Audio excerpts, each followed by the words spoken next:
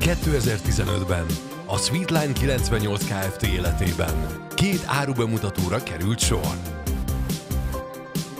Több ország is képviseltette magát, részt vettek Romániából, Törökországból, Lengyelországból, Csehországból, Olaszországból, és természetesen Magyarország számtalan pontjáról. 45 belföldi kiállító és 30 külföldi gyártó képviseltette magát. Utóbbiak a Sweetline 98 Kft. Által Magyarországon kizárólagosan forgalmazott termékeit mutatták be mintegy 10 országban. Nagyon sok akcióval, promócióval, ajándékkal várták a vendégeiket. Nagyon igyekeztek, hogy minél több új terméket be tudjanak mutatni ezen az érdekes és hasznos napon.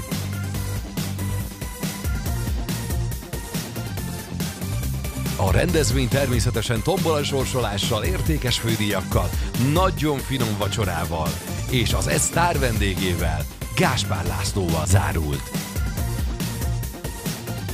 Hihetetlen nap volt, rengeteg pozitív tapasztalattal, sok-sok hasznos kedvezménnyel, és természetesen az örök mosollyal, a Sweetline 98 Kft. És partnerei segítségével.